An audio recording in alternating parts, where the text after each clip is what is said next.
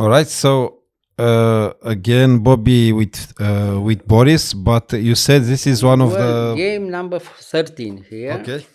Probably a decisive moment for the whole match. If Spassky could win this game, he had a very good chance to maybe to have an interesting match until the end. Already here, the match was a little bit unbalanced in Fischer's favor because he had such a winning streak between game 3 and game 10.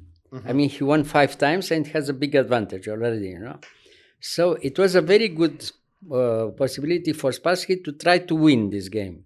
But of course, Fischer played Alekhine, which was not a bad opening. It's very good opening already, and very unclear what can happen, And after knight f3, a little bit more quiet. Here, the first moment, if White wants to play a very sharp game, he has to play the 4 pawns attack, here. Instead of knight f3, c4, knight b6, f4. This is the first very important moment. After knight b6, f4. Very complicated position, very unclear, and, a lot of complications, a lot of analysis. If both play very well in that time, the position was more or less even. I mean, the theory, but very, very complicated. Of course, Spassky didn't want to play too complicated, to take too many risks, and he played a normal line, knight f3. Knight f3 is a very good move. So knight f3, okay. So after knight f3, g6, again, here White could take later on, c4, knight b6, he takes d6. The second time where the game could be different, What? Bishop c4. After bishop c4, knight b6, okay, bishop b3, theory again. Bishop g7, and here, a little bit surprising, knight d2. Well, instead of knight d2, the theory said that White can play, of course, normal moves. Castle, queen e2, knight c3, everything was possible, Yeah. Or knight d2 is a little bit a surprise, Castle, and again here h3, again not very clear, he wants to have everything, controlling the squares, no counterplay for black, a small advantage for White. It's too much. Immediately after the opening against such a strong player is a little bit too much. You can't have too much, against Fischer in a few moves. So after h3... Instead, what was better instead of h3? Well, castle probably, After castle is okay, normal game. Okay, playable for both, okay. So after a5, again here, White plays a little bit too early the move a4. After move a4, black is already in control, already immediately after the opening, But even if he played c3, which is probably all right, okay, instead of a4, c3 or a3, okay, a3 is a little bit passive. c3, all right, c3. After a4, bishop c2, black has a good game playing knight c6 or taking in e5, d takes e5, knight c6. Is okay, good, a little bit better for black already, So, okay, he lost the initiative and played a4. After a4, the game is different. Why? Because now he takes in e5. You have to take back only with the pawn, because if you take with the knight, you lose the pawn, the central pawn, d4, of course. Okay, takes, and now a small surprise, knight a6. Not knight c6, but knight a6. The idea is to attack 3 times the pawn from a4.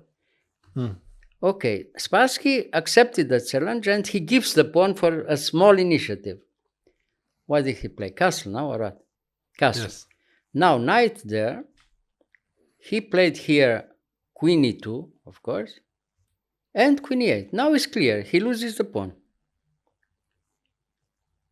Okay, he has a small initiative, a so-called initiative, let's say, a small compensation. But anyway, to lose a pawn so quickly is not good, no? Yeah. Okay, queen e8. Surprisingly enough, immediately after the opening, Fischer can win a pawn. Yeah? But the game is very complicated again, So now he realizes he has to play, and he gives the bishop for a small initiative. Now, okay, black is playing with pawn up, but white has some tactical counterplay, because the position is not artificial, but is a little bit, easier to play for white. I mean, the white's moves are natural, coming on the king side and the central squares also, all the time, you see. So, okay, rook e1, knight b6 back, okay. So bishop d2 attacking the pawn, okay, a4, no, he doesn't give the pawn, and bishop g5. Okay, after bishop g5, he played h6, bishop h4, and now, again, important moment, bishop f5. If you play bishop f5 and your opponent plays here g4, you are prepared to give the bishop in e4 and try to play later on with the pawn up, with black, you see. Yeah. I mean, if against g4 you go back with the bishop, it was better to play immediately the bishop to d7 or to e6 without bishop f5. But okay, he played bishop f5. And after g4, he retreated the bishop, so it means that he wanted to show Spassky and all the rest, I mean the world of chess, that g4 is a weakness, but it's not so clear. White has already a small counterplay here, some small hope. It's not clear at all. Black is still better, clearly better, but it's not so clear. I mean, not immediately winning or something like this. So okay, bishop e6, knight d4, the only counterplay to come, with white. Control the central square, bishop c4, and now queen d2. Now again, if you take in e5, it's not clear because he has some attacking chances. I mean, if he takes in h6, it's not clear at all what happens, you see. So, right, he didn't take in e5 because it was... if he take here. Okay. Yeah, if he takes to the h6, it's not clear, maybe better for white already. Because there is a threat to play immediately knight g5 later on, you see, and it's very unclear. Okay, queen d7. All right, he controls the squares, but the position is complicated, Rook d1, okay. What did he play? Rook e8, f4, okay. He plays always, starting from here is like in casino, like a Russian roulette, from this moment. Black tries to realize this advantage. White tries to do something very quickly, tactically, Tactically. Yeah. So it's okay. It's move by move again. Anyone can win from here. No, not anyone. Black is clearly better, but in some moments white could play better, maybe. So f4. I mean, Fischer gave already a little bit too many chances already. Gave some chances until here. Okay, bishop d5, knight c5, queen there. Okay, and here it seems that here already. It was the moment where Spassky could. It was the only moment where Spassky had something tactical. Here he had to play e6. If he play e6, the computer the computer analyzes the game and he said that white has a very good tactical chance. Okay, it's computer against a human being. Yeah. But maybe it's okay. I mean, he gives a pawn for a very strong initiative. Or you have to play f6. If you play f6, the bishop stays in g7 forever, It's very unpleasant. Yeah. So this was the only moment where Spassky could react in such a way, e6. If he played e6, maybe white had very good tactical chance, Okay, he didn't play e6, and he played queen c3. It seems also very good, queen c3, because he controls all the squares, you see. All the central squares are for Spassky, He has very good counter chess, it seems. But okay. Now, of course, black plays immediately e6. He controls, this threat, doesn't give this threat. And now the only good counterplay for black is the fact that the bishop from g7 doesn't play for the moment. You see? So he controls, again, waiting, king h2. And now, okay, he has time to play immediately knight d7. To eliminate this very strong knight, of course, he didn't want to give after knight takes d7, it's clear. Only black can win. So pawn up and two bishops, and very strong bishop on d5. Control everywhere. Okay, much better for black. Okay, he tries to give some counterplay after c5. Very good. Knight b5. Now the idea is to come to d6. You see? Yeah. Preparing the game. What happened later on in the game. You see? Knight b5, queen c6, and now knight d6. Okay, now the first important moment again.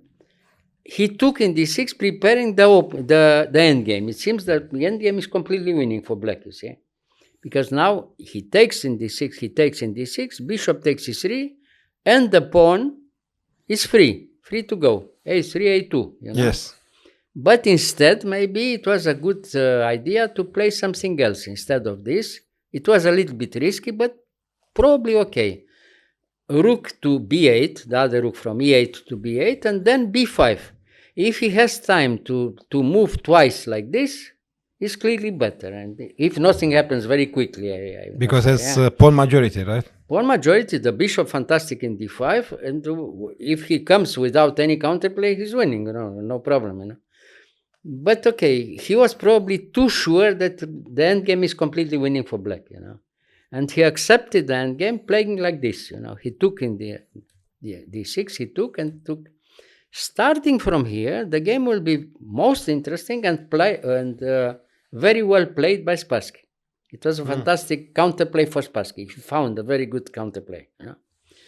Again, it seems the position is completely winning for black. If he has time to play g5 in good conditions, black is winning in any position. But white is playing, and now the bishop from h4, which is out of play for the moment, will come into play after the move order here.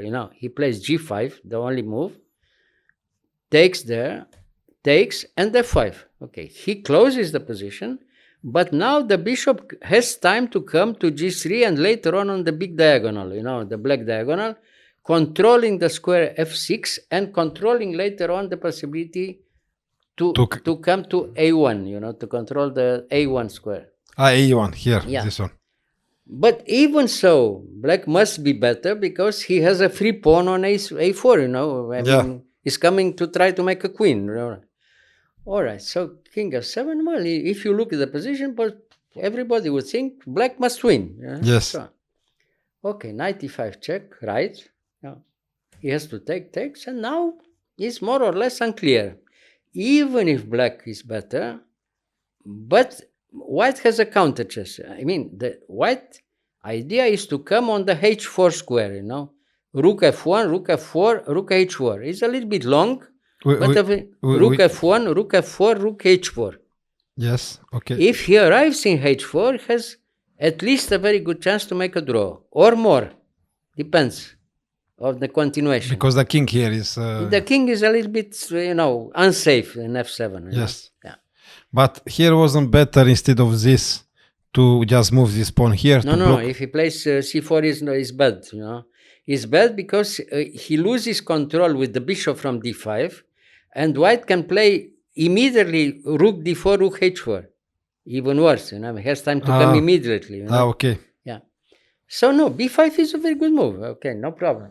So here, what did he play? He played rook f1. Okay. Now we see the difference. If white doesn't have the possibility rook f4, rook h4, the position is completely winning for black. For instance, if he had the pawn in h5, the position is finished because no counterplay at all for white. But with this idea, rook f4, rook h4, black is trying to give the exchange to try to control everything. I mean, if white now takes in h4, it's a very big mistake because afterwards he loses the d6 pawn and any endgame is completely lost for white. If he loses the pawn after king e8, d7, for instance, and he has time to take in d6, any endgame is completely winning for black later on. Even with the exchange down, because the pawns are coming immediately and has complete control over the central squares, and it's finished, is enough. By this high level, of course. But of course, Spassky doesn't take the exchange and he plays bishop f6, very good. Now white is coming, black is coming on the other side, a3. All right. So bishop, rook f4. And now, after rook f4, a2, now you have to be very careful. And now the best move is to give immediately the second pawn. I mean, to control the diagonal, you know. The control is very important. Okay. He plays c4, he takes. And now d7 again. Now, after d7, he has a threat, you know. He wants to make a queen, you see. So it's move by move. Time trouble also, you see. And from here, what happens afterwards is almost unbelievable, you know, every move. We'll see. Okay, bishop d5. He closes, you know, the line. And okay, he's ready to give again the exchange. Nobody takes the exchange, queen g3, you know. I mean, it's clear that black has to realize immediately the counterplay, because if you have time to play rook h4, you can even lose with black, you see. I mean, because if the rook is still in a8 and white, let's say, white has to play here, Yes. and has time to play rook h4, you are almost lost here with black.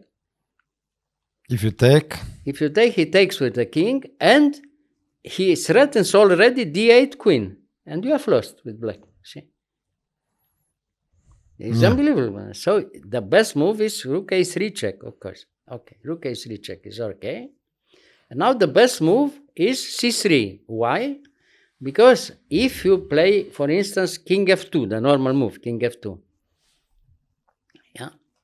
After king f2, he has time to take in h3. Yeah. with this one? No, with the other rook. Sorry. With the other rook. Yeah. Now what to do? Yeah. If you make queen, of course, it's lost immediately for white, you see. If you take in h8, again, it's very bad, because he could take the pawn, and he gives the exchange, and he wins every endgame, you see. So, but after c3, which is the best move, the game is still very unclear. So this one here is bad for white? Yeah, because he takes in d8, you see. Yes. And now what can you take? What can you do? You have to take here. And look, now here we have rook. Is rook up for white in this position, no? Yes. But after this simple move e5, you lose back the rook. What do you think? No place at all. Where do you go with the rook? Nowhere to go. Position completely winning for black again. Unbelievable, you see. Yeah. So it's so complicated. So many. move by move, you see. After c3, again, very unclear.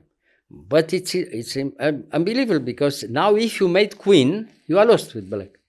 If you make queen now? Yeah, if you make queen, so now he takes there, he takes, yeah. And now he can take in h8, no? Oh. Now, if you play normal move, king e7, yeah, again, it's very unclear what happens, because you have the possibility to play c4. Probably black wins, but it's very complicated in time trouble. You know, you have to see immediately rook a3 check, because if you don't have rook a3, you resign with black, you see. So, okay, maybe I told you some small mistakes, but very, very unclear in the last moment, you see. All right, so here he played, what did he play after c3? Rook a8, again. He invites white to make queen. If he makes queen, he gives the rook, and then he makes queen again, and the game is again winning for black, you know. Very good move, rook h4. And now after rook h4, if black makes queen, is at least draw. a1 queen, rook h7 check, at least draw, you know. You have to accept draw with black. Perpetual check. Perpetual check, yeah, forced, you know. Yeah. Okay. So here he played e5, the last chance. But playing e5, he accepts the fact that he gives up a piece, you know. So everything is forced afterwards. Okay. So he comes there, check in e7. And now look, again, unbelievable position, you know. I mean, Fischer sacrificed a piece for initiative and plays for win, you know. He continues to play for win here. So, okay, here he gave check, there, check again, and king e1, okay. Finally, he he had time to take the pawn, the very dangerous pawn. Now white has to decide what to do. He has piece up, but the position is very dangerous because the pawn is too far, And this move by move until the end, starting from here. The end game is always move by move. So, okay, rook d5 check. The idea for black is to come somehow with the bishop, with the king in a safe place in a6. If he arrives in a6, maybe he has a good chance to win, All right, here check, check. And again, he gave check. And, here, in that pawn with the king in b7 and the rook in d6. Here was unbelievable position with the move bishop d8. It seems that the game was draw. King d8. Now queen, you see, and rook b6 check, perpetual. Rook b6 check, b6. b6 check. Now you have to go only to c8, because if you go to a7, it's mate. In a1, you lose the queen with mate, And after king c8, rook c6 check and draw. Like that? Yeah, draw, perpetual. Yes. Yeah. So he didn't play this. Maybe he didn't see in very big time trouble, But if he played like this, probably was draw, So, okay. He gave again check in d7. Now, so the game continues. Here he played rook d2. It seems okay, After taking there, he has to take only with the king. The king, because if he took with the rook, no? Yes. Probably he goes back with the king, and he wins a very big tempo. King d7, b7, pardon. King b7. Now you have to lose a tempo, to d1, for instance. Yes. And now check in e8 or the move c4, c4 or b4. And if he has time to arrive with the king, is finished. Black is winning, If he has time to play b4, c4, in good conditions, he's winning for black. With the threat c3, closing the big diagonal. This is the threat. Okay. So this is move by move. Okay, so he took with, in d2, he took with the rook. Okay, with the rook. So now, here he took with the king. king. Okay, yes. With the king. And now b4. Now again is move by move. Finally, Sunday. Now Thank in you. very big time triumph, Spassky found the only counterplay. He has to move something on the other side to have also a small chance with a free pawn, you see. h4. Again, move by move. After h4, king b5. h5. So here, after h5, he played c4. Now again, here it seemed that is very good for white to play immediately h6. Yeah. You see? Yes. But after h6, he had what? After c3 check is probably already too late, Yeah. Because now is queen. Now you have to take. Yeah. Yes. Now he takes. Yeah. And the pawn can be stopped. Yeah. And now probably the game is already finished after king c4 or rook a2 check or something. No, king c4. Okay. King c4, queen and mate in b3. Yes. But okay, it's move by move, I tell you. Yeah. Black is not in danger to lose anyway. I mean, he doesn't take any risk. Black is always playing for a win in a very dangerous position for both, But he doesn't have any problems, I mean, he's playing for win. White has to demonstrate that he has a small chance to make a draw, already, in any position, you see. So, okay, so after h5, he took in h5. And now again it's move by move. Very interesting until the end. What did he play? g6, yes, g6. Now again, h4. Now, if you take in h4, after rook g8, we have finally a position with 3 pawns against the bishop. Rook and 3 pawns against rook and rook and bishop, and probably winning for black again, if you lose the g pawn. So, okay, so he plays the only move, g7. Now h3. Now again, the only move, bishop e7, rook g8, because if you don't play rook g8, you lose after bishop f8, see? If it has time to play bishop f8, you are lost with black, see? So now, when the rook is in g8, bishop f8, and you play without rook for the moment, you see? Yeah. And here, what is unbelievable, king and a few pawns, many pawns like this, he plays for win, even in this position. And it's very difficult for white to keep the balance. Yeah? Maybe the game could be drawn somehow, but by miracle, already. So h2, exactly on time. You don't have time to take the a2. If you go with the rook to h1, also is no threat at all because you can't take a pawn, You can't, it's unbelievable. All right, so here h2, king c2, the only move again. And here, king c6. He wants to come with the king. Now again, what to do? He has to move. First, he has to move the rook, Rook d1. To block. If he had time to come to d5, it's too late, Like in the game, later on. So rook d1, b3 check, and now it seems he made a mistake. It was better. Afterwards, they could demonstrate that it was much better to play king b2. He had a real chance to make a draw after king b2. After king c3, it seems that black again has a very good chance to play for win. So now what happened here? He made queen, He gave the best pawn to have a very active king, to arrive with the king, you see. So he took and king d5. Now again, the position is very complicated for white because he has the rook there, but he has no time to put the rook in h8.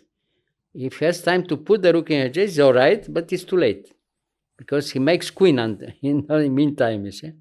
So you have to play only king b2. And now after king b2, f4, check, and king there. And, all right. Now it was the last moment here, after king e4, you see, after king e4. Yes. No, instead of giving check in d1, he could play probably rook h8. And now look at this position. Rook h8. And now f3. He gives the now you have to take, no? And now f2. Nobody can stop it. Finished. It's unbelievable, Now you can play rook there. And now he gives check in a1 to have the same position with check, you see? Okay. He gives check, queen check, have to take, queen f1 check, and will be mate, finally. Fantastic position, Black doesn't have any risk. I mean, he plays for win in any position. You see? Wow. All right, so the game is funny until the end, you see. So, all right, the king activity is decisive, you see. Queen, now check, king e4. Now it's too late because the king is too powerful, The king, is doing too much in e4. So he's coming again, So the last moment where he could play a little bit better, he gave check in d1, I think, no? Yes. That was the last mistake. Here, it was a small chance to make draw, very big time trouble, by playing rook c3 check. If he plays rook c3 check, he has to play probably king d4, and now king rook f3. Yeah. Rook f3. To block the other pawn. To block, yes. And if black comes back to e4, yeah, he comes back to c3, and that is the last hope to make draw, probably. But okay, after rook d1 check, which is natural, rook d1 check is lost for white, Rook d1 check, and now king e4, king e2 is too far, And now there, and now the pawn comes, you see. And bishop there, and he took, he took there, he played rook d7, you see. The best move until the end. Why? Because the rook must take the file, you see. Now he's threatening f2 and rook d1, both. And rook d2 check, He has too many threats. So the only good move here is rook e4 check. And now the king f1 is much too late. King bishop d4, and now decisive f2. And white resigned. White resigned because you have no move. You have to give the bishop. You don't have time to take in b3 because of rook takes d4, and it's finished. Yes. You see? And if you take in f2, okay, you take in f2, he takes back, and that wins by force. It's no problem. I mean, you don't have any counterplay here. I mean, you don't have any counter because the threat is already, rook d1. Oh, okay. Rook d1, and it's finished. And 2 pawns up is too much. Yeah. Crazy. Fantastic game, fantastic game complex. until the end. I mean, I had a friend who was looking at this position with the computer. I mean, the help of the computer. And the computer was, making some comments like this. And he said it's very interesting for a human being to play like this. I mean, it's very funny because the computer is clearly better now. Yes, I mean, yes. the machine is better. Long time ago. a lot of years before, just a long time ago. Very interesting until the end. I tell you, small mistakes for both. I mean, nobody is perfect, human beings. But anyway, fantastic game even from Spassky. I mean, he fought defended until the end. As long as he could, and he deserved probably to make a draw in even if after the opening he was clearly worse and probably lost. But afterwards it was very complicated, and probably he could escape. And if he played e6, nobody knows what could happen. Very, yes. Very unbalanced the situation all the time. You see. Yes. But We have what we have. Yeah, we have what we have, and we have the result finally. Yes. And everybody understood that with this success, the match was finished. Because after 13th game, it was too much. The difference was too big, and even for the world champion, it was too big the difference. Even the fact that they were fighting until the end, and Spassky did almost the impossible to recover, but it was too late. The difference was too big. And from now on, from the 13th game, it was impossible to Spassky to win one game. They played a lot of games. I mean, until game 21, it was always draw, very fighting draws, all of them. And he lost the last game, and the game was finished, and Fischer won 12.5, 8.5. But already here was clear, after who will win. Yeah, no, the difference was much too big. Yeah. All right. Yeah. Thank you, Mr. Gheorghiu. But most interesting is probably one of the most interesting end games in chess history. This one, I mean, fantastic end game. In all, all moves were a little bit unclear, a little bit unexpected. Very big surprises in any position, and finally, until the last moment, it was not clear if it's draw or not. You see. Yeah. Yeah. So, what can you expect more? Yeah.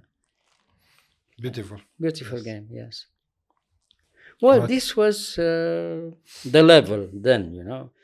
Human beings, of course. Therefore, I tell you, it was more interesting and more beautiful than now. Now it's okay. It's more precise with the machines and computer and so. For scientific point of view, is interesting now. For for the artistic point of view, I mean, for art, for beauty and so on, it was much better then. You see, because they could realize something, they could show something. I mean, yes, you were happy, let's say, at the end if you win such a game. Now it's almost impossible because everything is theory now with the machine. I mean, you play a variation, 50 moves theory. What is this? This is no chess. If everything is analyzed by the machine and you have to follow the machine, okay, it's another kind of chess. Correct. Yeah, nice. All right. So I hope you enjoyed. No, definitely. Yeah. All I right. guess. Yeah. Thank you. You're welcome.